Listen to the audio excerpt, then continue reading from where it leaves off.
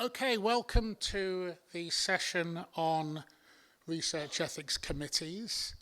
My name is Paul Reynolds. Most of you will have no idea who I am and never have seen me before, for which you will be eternally grateful. I am the independent chair of the University of Limerick Research Ethics Group, which oversees the research ethics system. And Limerick is somewhat unique in appointing an independent chair who has no other association with the university at all. I must stress this is not going to be an exhaustive session, and the session is as much to raise some questions and prompt in you some discussion as it is for me to make definitive statements. I will make a couple of preambling comments. The first is that all research is founded on the assumption that it does some good. So it starts from a position of what we call beneficence, that there is some benefit, whether it is to the researcher, for example, research training, to the participants directly in their participation, to stakeholders in what it offers in enriching, for example, policy and practice, and to the wider world, as well as within that wider world, disciplinary communities. Okay, so the founding assumption of research ethics is that we should protect ethics because research is intrinsically good. That, of course, raises a huge question mark. What I'm going to do in this discussion is briefly outline some challenges. And I'm going to concentrate, in a sense, on two types of challenges. The first is the one that's the most obvious challenge that we're currently facing. And that is the challenge of the development of the World Wide Web, information and communication technologies, and AI. Why is that the most visible challenge? Because to an extent, the ethical issues that arise and the possible responses we can have are still being developed. Okay? So this is a world in motion. The issues are unfinished. But I'm also going to pick up on a couple of issues which reflect a different change, and that is paradigm change within research, because periodically assumptions about particular areas of research shift. And I'm going to use the examples of research with children, and I'm going to use the example of how we understand vulnerability in participants and sensitivity in research projects. And I'm going to speak quite briefly. You are more than welcome to ask me to elaborate at any point. Please remember, the reality is that ethics, research in ethics, is the application of ethical reasoning or deliberation, what the Greeks would call phronesis, or practical reasoning, to issues of research, but it's also inherently political. There is always a political context within which research sits. So, let's start by making a fundamental distinction in the ethics of World Wide Web, information and communication technologies, and AI. And that is the question of mediation. Now, prior to the World Wide Web, there were information and communication technologies. People did telephone interviews. People used the mail to mail out surveys. So there's always been a degree of mediation between the researcher and the participant, or the source of information if it's not participants. And there's always been room for problems in the way in which that relationship is constituted, with the assumption that that relationship is best constituted by mutual knowledge. I know who my participants are, they know who I am. And the most important way of doing that is almost visual, is face-to-face. ICTs and AI create a more complex mediation. The mediation sits between the researcher and the respondent. And the mediation has two broad problems. One is identity. Exactly what am I collecting, from who, how, when, and in relation to what status. And what ICTs and AI have done is made it in some ways easier to collect data, particularly to collect mass data. But it's made that process more unstable. It's made that process more unreliable. It's more difficult for us to be sure who we are collecting from, who our respondents or participants are, how work is being received and how data is being generated for us, where it's coming from and when. So those sort of spatial, temporal, agentic agendas are more complex. And there are questions then of quality. We're not always sure of the quality of our data. We're not always sure of what form of agency or consent has been given or agreed.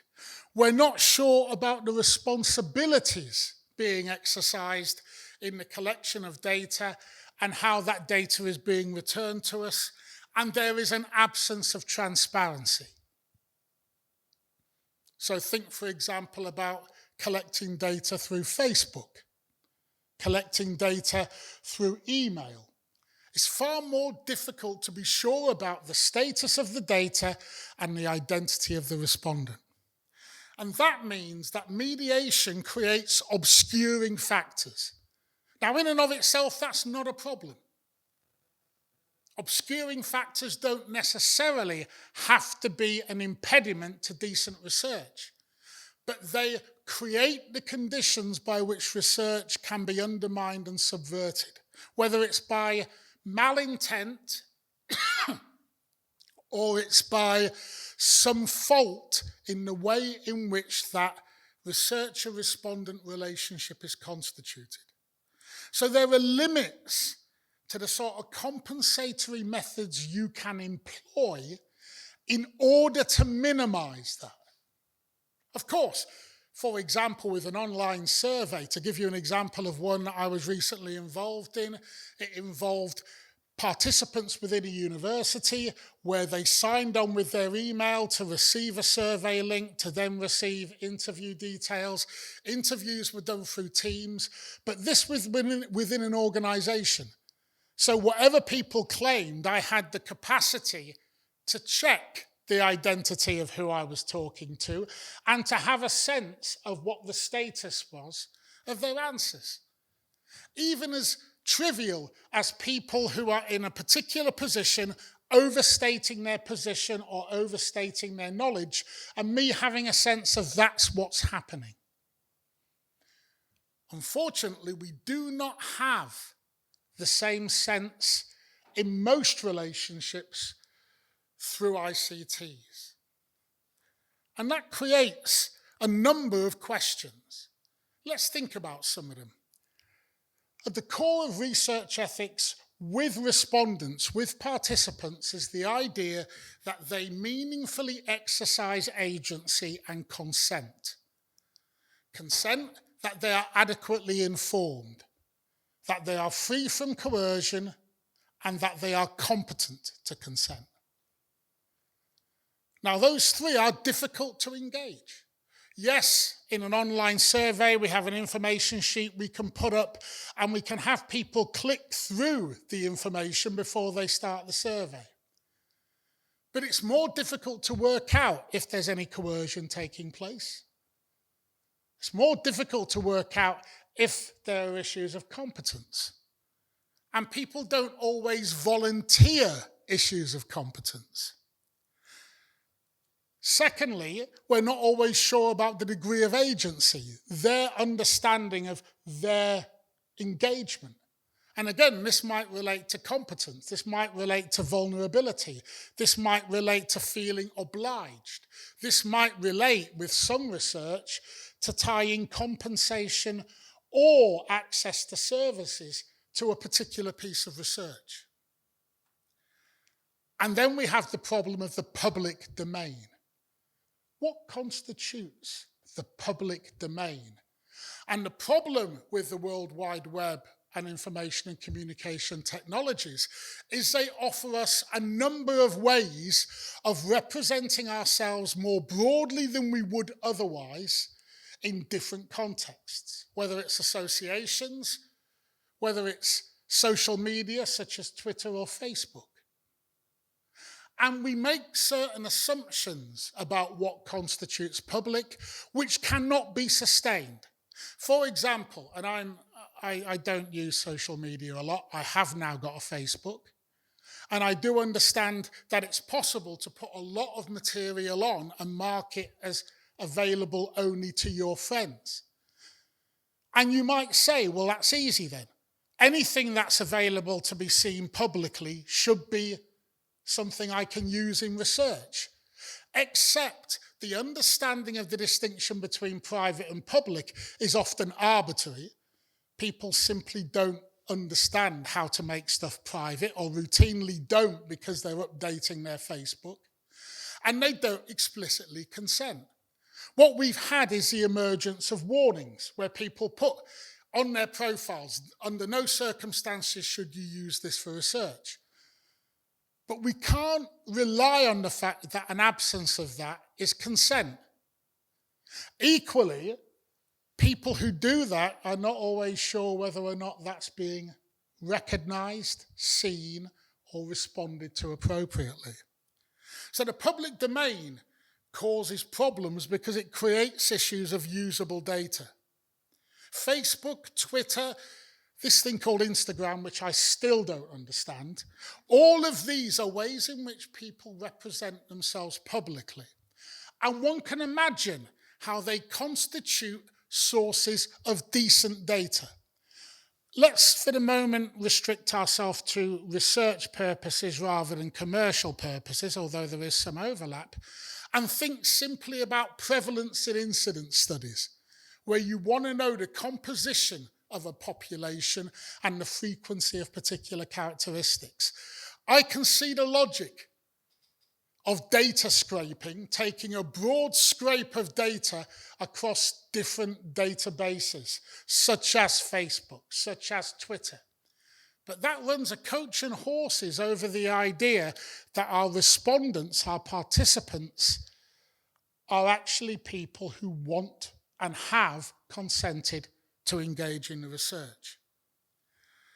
It's even more problematic if you are part of an association. And all of you may be part of online associations or networks where you have put up a profile for other members to understand your role.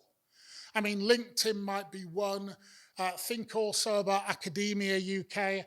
And again, the fact you've put this up so all of you can recognise who you are is not the same as saying, please research me in whatever question you seek to ask. Or this data is more public than other people who reciprocally put up the same details for me to see. And the utility of that data is still open to question. The fact it is available, that I can click on it now, does not necessarily mean that I am indifferent to its use. So let's imagine you are all members of Academia Edu. And let's imagine you are all Limerick staff. And let's imagine I am a corrupt and dangerous vice president. Obviously, this is all fiction. And let's imagine now I want to do a snapshot of how much research work is going on compared to what we appear to be spending. So I do a prevalence and incidence across all of your profiles. And I count the number of articles. And I data scrape to count the number of articles and whether or not they're published in journals or not. Is that the way you want your Academia Edu profile to be used? Is there anybody here who would be happy to know that had happened? I see shaking heads. So there's a real issue here, not only on what constitutes public, but what that public data is for. And it's not of necessity, particularly with data scraping or mining, where you're simply taking the data as it is and taking it and organising it as you would wish to use it. There is not any clear understanding that there is a correspondence between those who put the data on and those who seek to use the data. Now, what does that mean?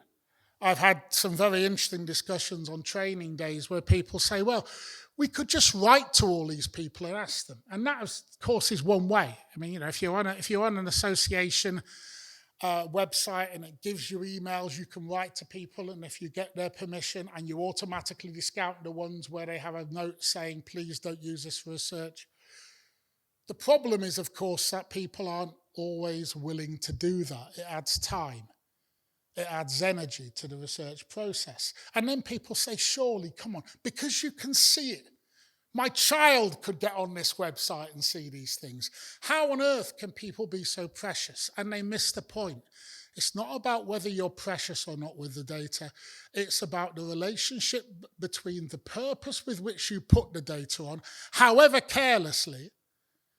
And I occasionally see Facebook pages and think, I had no idea why people need to be so public about all types of things. But there is a dissonance between people's choice, however careless, to put that data up, and researchers using it for their particular purposes. And this is extremely important in sensitive issues. So you may belong to a dieting association, and weight loss and your weight might be something very sensitive to you. Now, it may be that a data scrape won't reveal your identity, but I'm not necessarily sure you would want to be subject to that research unless you were asked. It becomes even more complex with issues such as those associations which relate to particular sexual minorities, where people may post the desire to meet other people, but they're not looking to meet researchers. They're looking to meet other people for the practice of their own pleasures. So there's issues of ownership and agency here, and they're not as simple of, if you can see it, you can use it. However much that seems. There's also, of course, the issue of ownership that often your data is owned primarily by the site. It's not owned by you. You look at the complexities of the ownership of data on Facebook, on Twitter even. You find the ownership is far more complex than that. That's my profile, that's my data. And that, again, is something people should be careful of. But we're not talking about people's care in managing their data. We're talking about research. It's also the case, particularly in the context of things like Instagram and data and textual data being one thing, but visual data is quite another. So the use of visual data has become more controversial because people have to be clear that this visual data represents them as they understand they would be represented in any form of research. Particularly data in public spaces creates the issue of bystander recognition, which is a whole different ethical problem. If I'm being photographed outside for promotion for this activity and somebody's walking past, well, that's a problem because that person might not want to be seen in that picture. Research increasingly uses methods such as photo elicitation and visual methodologies. And it uses it because in some ways, particularly with children, for example, it's very useful. But it comes with a set of requirements around consent, respect for agency, privacy, confidentiality, and that needs to be engaged with. And again, if you're taking and scraping data from the World Wide Web and it views pictures, and your concern is mainly simply to have the picture of that person that you're researching, other people on the picture also have to be respected. So it's a minefield for the researcher, but it's also a real problem in terms of responsibility. And it's all the more a problem with the developments that are actually very positive. For example, open access. And the fact now that most, if not all, publicly funded research has to have processed data sets that can be accessible to other researchers.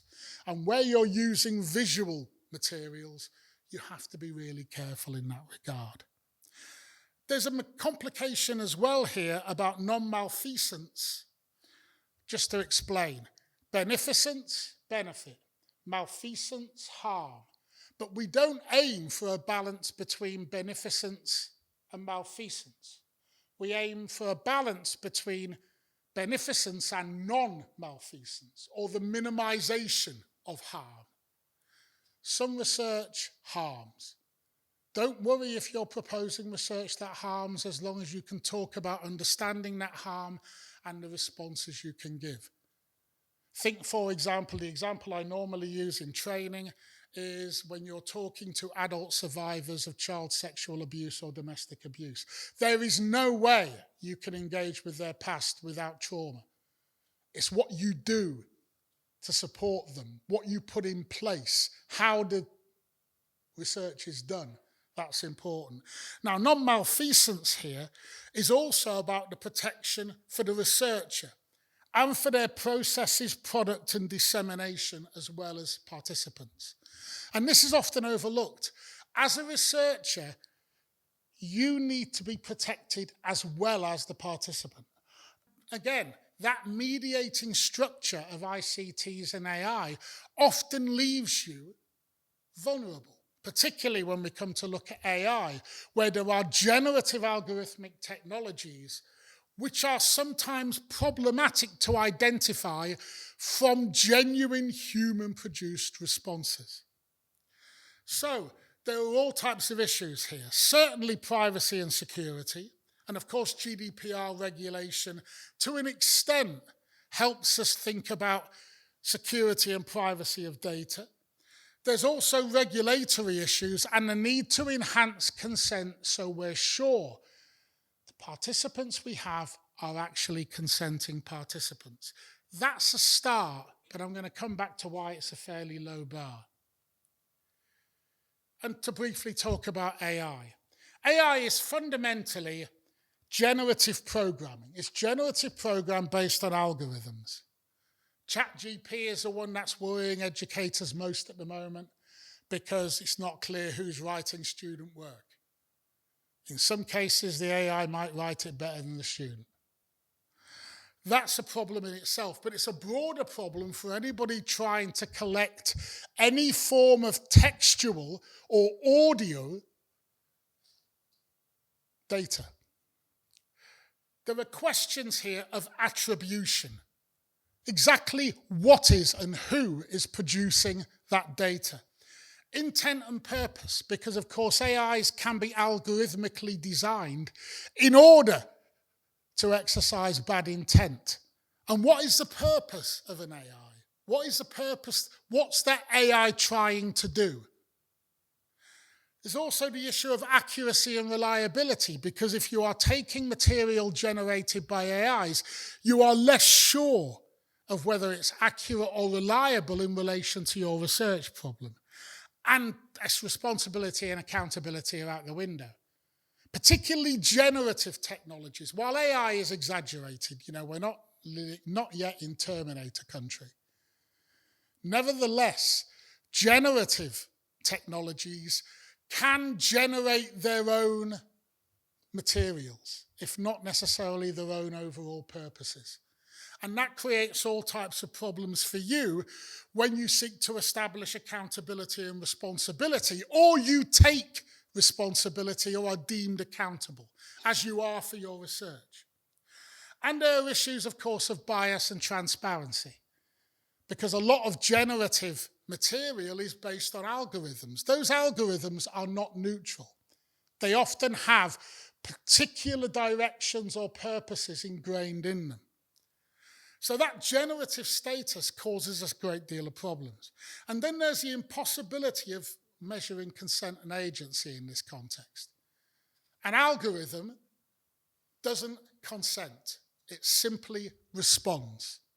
An algorithm doesn't exercise agency. There's a lot of nonsense talked about AI. By and large, all AI are dependent on the founding algorithms which set the rules. So, we've got Asimov's 3 rules for robots, and it's been extended. But the reality is, at the moment, AI fundamentally is contained in algorithmic bias. But that makes the researcher very vulnerable because that bias is not their bias. And if it is, it's producing what the researcher wants to read, but not necessarily accurate research. So there are impossibilities to thinking about agency and consent as true criteria. There's whole issues of quality assurance, and there's issues of data security in relation to public and professional contexts, because this data is no longer secure at the point of production, never mind the point of collection. I'm currently involved in a number of projects, and one of them is a series of book chapters on a particular topic. And I asked a friend of mine if they would produce a chapter. And in the way of saying, I'm sorry, I haven't got time, they took the keywords of the area I wanted them to cover, and they sent me the ChatGPT version of the chapter. It's an eye-opener. It was clearly nothing like this person's work. But there were passages within it which would have made sense in a more poor-level chapter. Now, I was, of course, told, this is your ChatGPT version, and there was a big, smiley face. But nevertheless, it creates real issues about distinction and discernment. And that creates all types of issues around the scope and limit to these algorithmic architectures and their purposes, because they're largely at the moment commercial. They're largely about enabling the collection and use of data in order to produce profit and growth. More far-sighted problems, though. We are entering a period when there is a debate to be had and beginning to be had about the relationship between human and natural and machine ethics. Will there be a point when we have to say, wait a minute, what about the ethics of generative algorithms? Not the ethics of protecting us against these things or their misuse, but the things themselves. Secondly, we have to be careful, because my take on current ethical approaches to things like ChatGPT is they are silo ethics amidst an unethical environment.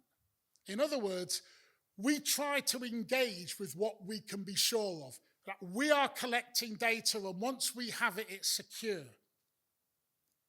But that doesn't necessarily mean we are talking about trying to have a wider discussion about the nature of these processes, these mediations, and taking to the wider public where the line should be drawn. What we're doing is simply saying what we can control, we can control.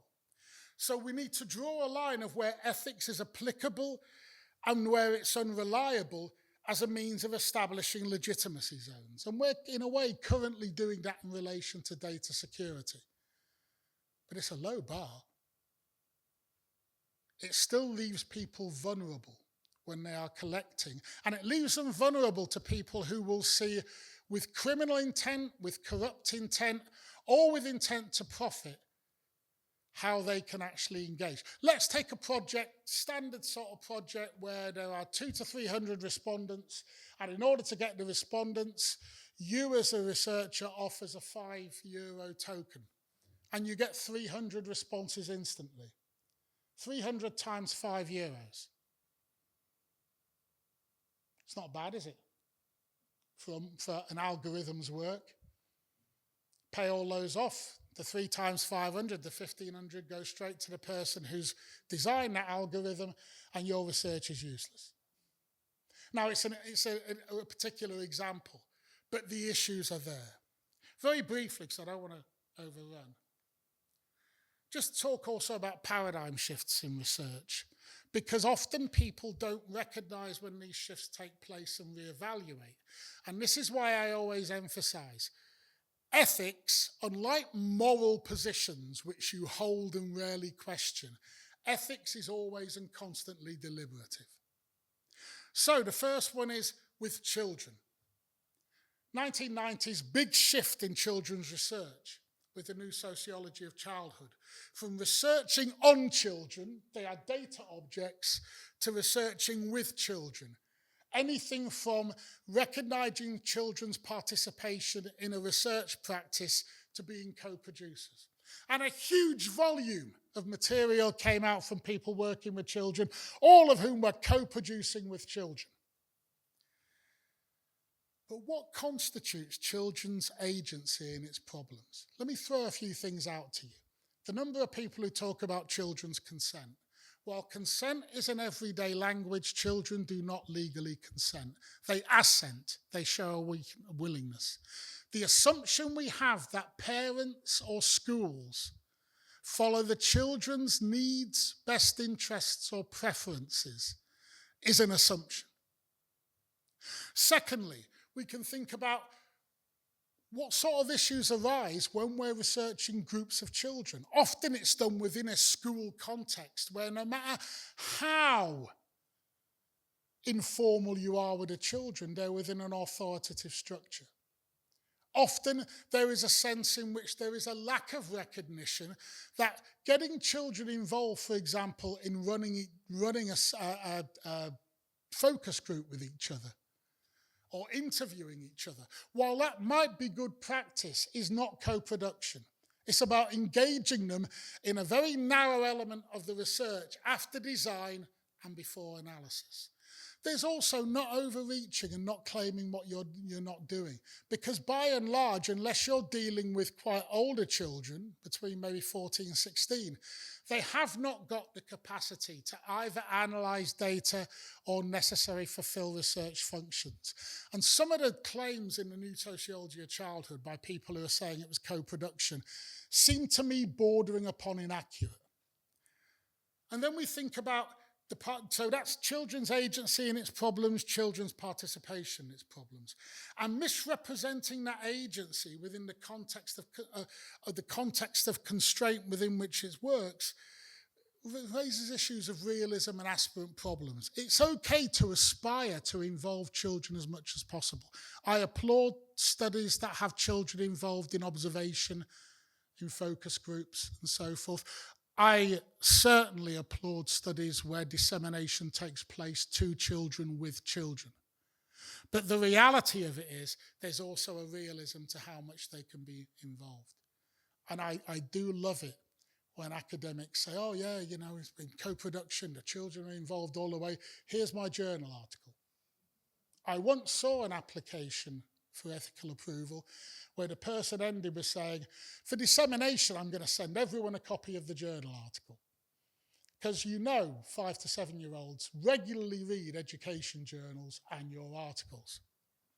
So, research should be purposeful and open-ended. And in being so, it should reflect paradigm change and environment. It should reflect children's voices. But we have to recognise the balance of constraint and change. And as a final quick example, there has been an explosion of vulnerabilities and sensitivities in research. Partly driven by a recognition of people's vulnerabilities, different medical conditions, different emotional conditions, partly political. Some subjects get to the front page very quickly. They can be quite sensitive, but they might also reflect people's sensitivities.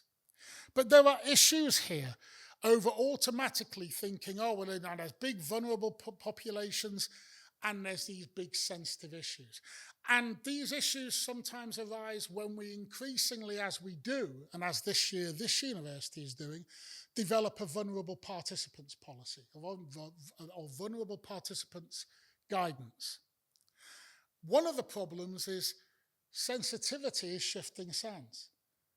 25 years ago, I think abortion/termination still would have been a sensitive subject for researchers to attempt to do in Ireland. Now far less so.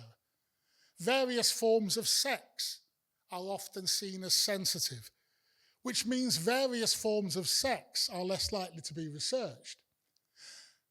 Communities where there is so-called delinquent behaviour or forms of antisocial behaviour are more difficult to research, there are vulnerabilities involved, there are sensitivities, so they are less researched. And this is a real problem. There's an uneven attribution to vulnerability as well. It's always been the liberal assumption that participants, unless otherwise stated, are individuals who are purposeful, who are competent, who are rational, who are self-interested. But that's never always been the case. There are always power dynamics. Even for the most junior postgraduate, there are power dynamics when you're the researcher and there's a population. And there are ethical concerns around the problems of deterrence, risk, and regulatory functions.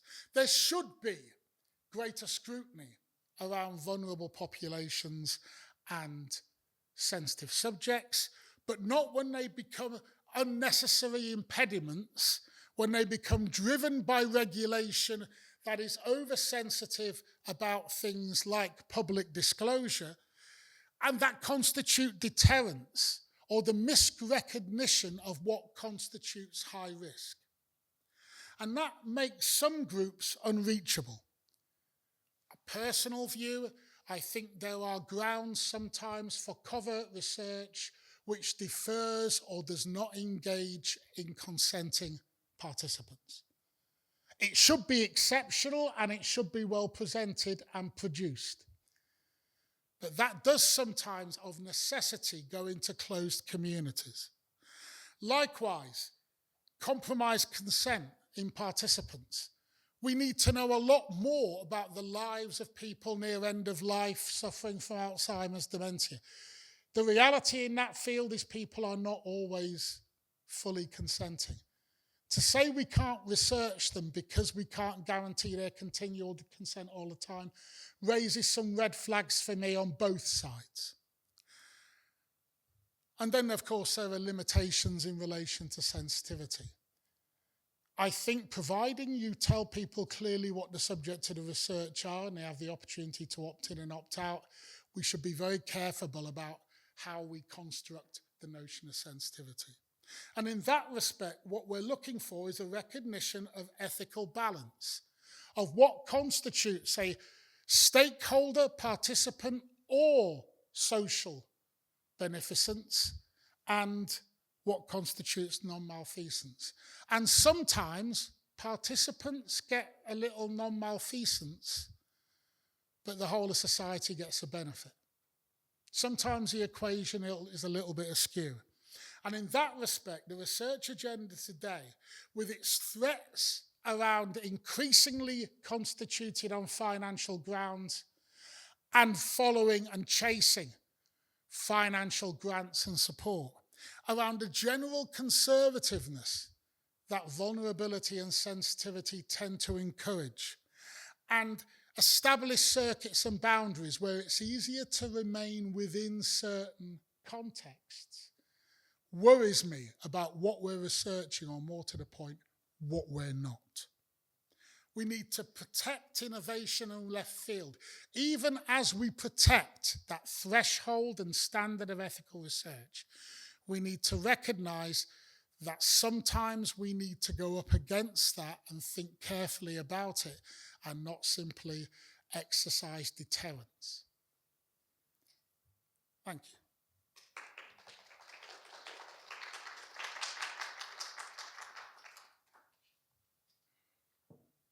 You can ask questions if you wish, or you can just bask in glory.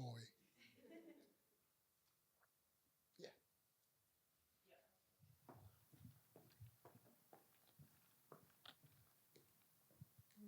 There's one here. Interested in your views on the increasing, we talk about ethics pre-research. We get the study, we do the study, we have the approvals, and then we publish the paper. And we're in an increasing instance now of papers being withdrawn, and the question of ethical standards in the researcher and the publication process. And right now, there seems to be no policing of that, or police is probably a wrong word, but oversight of that within institutions, in that we wait for the publication and the peer review to cry foul. and sometimes that's, I've been kind of following a few stories where sometimes that's 10, 20 years later, hundreds of millions of research invested down. I mean, there's a famous paper around Alzheimer's, which is now turned to be flawed. The data was fixed, and it led to maybe 300, maybe 500, half a billion euros or US dollars invested in essentially on a premise that was actually an artifact. It's just interesting your views on that. Is, should the ethical reach of the ethics committee now be broader? I think it's a good question, but the answer is that ethics committees within institutions can only do so much. They primarily, unless there are explicit reasons for doing so, which might include covert research or research in sensitive areas, they focus on the point of design. They can also focus, if they look for midpoint reviews or reports on particular practices, look at the conduct of research. But there's only so much you can do within the institution. Now, most journals and publishers now require proof of ethical approval for the project. But you're absolutely right. There is a little bit of a hole insofar as often, if the person has got the approval, have got it at the design stage, and what they're giving the publisher is the results stage. If there's one thing you might want to do today, it's subscribe to something called Retraction Watch. It's a fascinating website, and they send emails every day, which most of the time you delete, but you go on their website, and every day there are new examples of with the withdrawal of research because the research proves to have been fictional or skewed or problematic, and that hasn't been worked out till people analyse the data. So it's well worth keeping an eye on that. It tells you something about why the integrity agenda, which I always thought initially had a political impetus, is now very necessary. I don't think we had a lot of corruption in the 1990s when that agenda started. I think we have far more corruption now because people think they have to. But in that respect, I don't think it's something the universities can necessarily do, except when it's been shown to happen, to take appropriate action against the person. But that is then an integrity issue and a disciplinary issue. From the ethics point of view, there are limits to what we can do. But certainly subscribe to Retraction Watch. It is, at times, extraordinarily funny. Hi, my name is Emma. I was in your last session as well, but I was just curious, as we're talking about contemporary challenges, what are some recommendations you have for research that is taking place among multiple universities or multiple countries that have different ethic regulations? There is a principle that is operated internationally, and it's called commensurability. In other words, if you are working on a Horizon 2020 project, for example, and there are 8 members from 7 countries, normally there will be somebody who's hosting and leading the project and taking the money first. They would normally also be the place to go for ethics. Sometimes not. Sometimes they will divide. One place will take the money, one place will take the leadership, one place will take the ethics. But the litmus test is, are the institutions commensurate? Are they institutes of research or universities with research standing? Because not every place that calls itself a university is. On that basis of commensurability, approval in one is accepted as approval in another. Now, if you were to ask me, and we're being filmed, so I'll be indiscreet, if you were to ask me whether that's a good system, I think it is. If you were to ask me whether in practical terms, when I've been involved in consultations, it's sometimes problematic, it is. There are some countries in Europe where their notion of research ethics is, if you're doing something very high risk, it's best to get it insured. There are others, and I would count Ireland on this, which takes seriously the idea of having an ethical threshold. There are some which are particularly vulnerable to issues of economy, and there are others who hold a line and are willing to let monies go. But that commensurability is necessary. What you hope for those multi-international projects is that in the course of design and development, the place with the better ethical standards will percolate them amongst the others. but I've seen one or two projects where it took a while before that happened. If that's everything, I'd just like to take the opportunity to thank Paul for the presentation this morning. We've had 2 excellent sessions on research ethics already today, and very much appreciate your attendance. And if you just give a quick round of applause to Paul here for all of his insights this morning. Thanks very much.